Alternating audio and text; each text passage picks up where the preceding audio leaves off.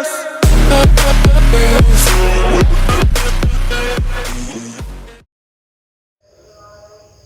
Assalamualaikum warahmatullahi wabarakatuh. Perkenalkan, saya Nur Hazim dari kelompok 6 yang beranggotakan Muhammad Rizky Nugraha, Mutia Amanda Septiani, dan Nur Halim, yaitu saya sendiri. Ini kami akan mempresentasikan tentang functional organization. Oke, langsung saja. Yang pertama, pengertian organisasi. Organisasi adalah suatu wadah yang terdiri dari unsur manusia yang saling bekerja sama dan saling menguntungkan untuk kepentingan bersama dalam pencapaian tujuan organisasi. Selanjutnya ada ciri-ciri organisasi. Yang pertama, adanya suatu kelompok orang yang dapat dikenal. Yang kedua, adanya kegiatan yang berbeda-beda tetapi satu sama lain saling berkaitan atau interdependent part. Yang ketiga, tiap-tiap anggota memberikan sumbangan usahanya atau tenaganya. Yang keempat, adanya kewenangan, koordinasi, dan pengawasan. Yang kelima, adanya suatu tujuan. Selanjutnya ada unsur-unsur organisasi. Yang pertama, tujuan. Yang kedua, pembagian kerja. Yang ketiga, hierarki kewenangan. Selanjutnya, bentuk organisasi.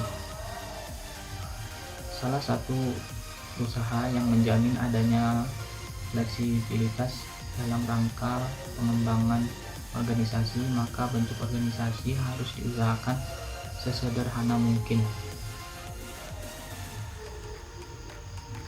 Kemudian ada 6 bentuk organisasi. Yang pertama, organisasi lini. Yang kedua, organisasi lini dan staf. Yang ketiga, organisasi matrik. Yang keempat, organisasi fungsional. Yang kelima, organisasi komite. Dan yang terakhir, organisasi fungsional dan lini. Kelebihan dan kekurangan struktur organisasi fungsional.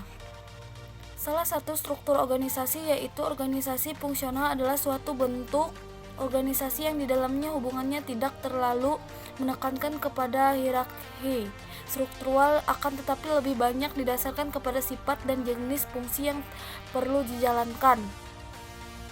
Organisasi ini biasanya digunakan ketika suatu bagian fungsional memiliki kepentingan yang lebih dominan dalam penyelesaian suatu proyek.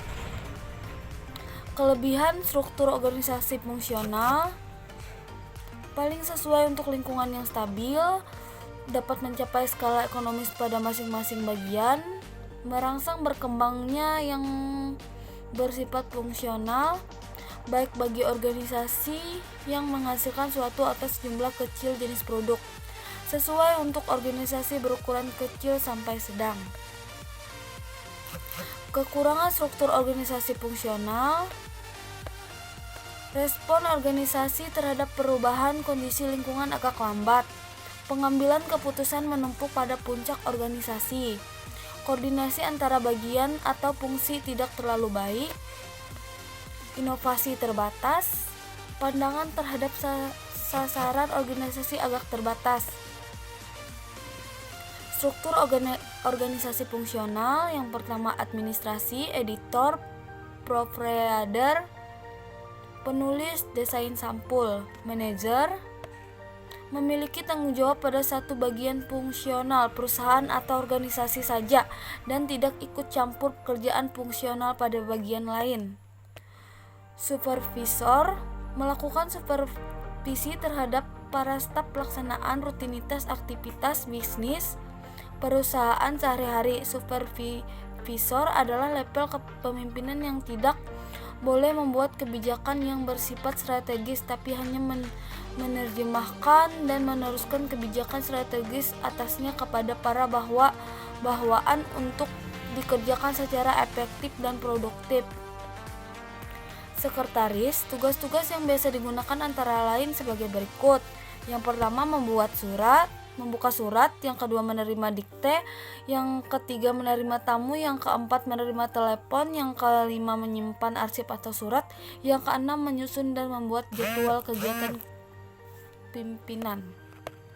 Bismillahirrahmanirrahim. Assalamualaikum warahmatullahi wabarakatuh. Perkenalkan, nama saya Muhammad Taslim Graha.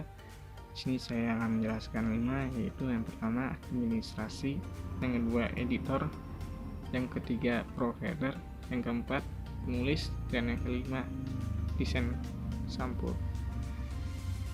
Jelaskan tentang administrasi, yaitu melaksanakan sebuah kegiatan pelayanan kantor, penyediaan fasilitas dan layanan. Ada pula dalam administrasi perkantoran, yaitu sesuai dengan ketentuan yang berlaku untuk mendukung kelancaran operasional kantor. Editor, yaitu melakukan pengeditan atau penyusunan sebuah naskah. Melakukan pengeditan atau penyuntingan suatu naskah. Contohnya seperti mengedit video dan membuat suatu naskah menjadi sebuah cerita. Membuat suatu naskah menjadi alur cerita. Provider, yaitu orang yang mendeteksi. Provider, yaitu orang yang membaca, mendeteksi, dan mengoreksi kesalahan penulis. Contohnya seperti setelah editor membuat suatu naskah menjadi alur cerita, itu akan dikoreksi lagi oleh provider supaya tidak ada kesalahan dalam naskah tersebut. Penulis, yaitu membuat cerita atau rangkaian kalimat-kalimat menjadi sebuah pernyataan ataupun cerita. Setelah dikoreksi oleh provider, maka disusunlah rangkaian kalimat tersebut menjadi cerita. Desain sampul, yaitu mendesain cover untuk sebuah buku yang akan dibuat.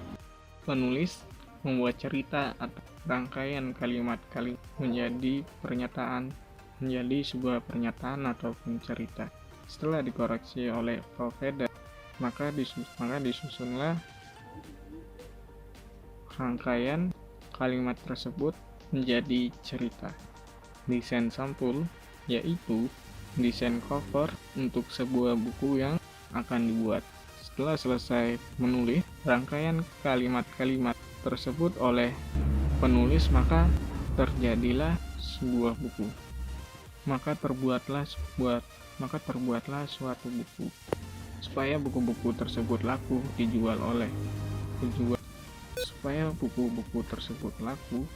maka disitulah kita harus mendesain cover tersebut.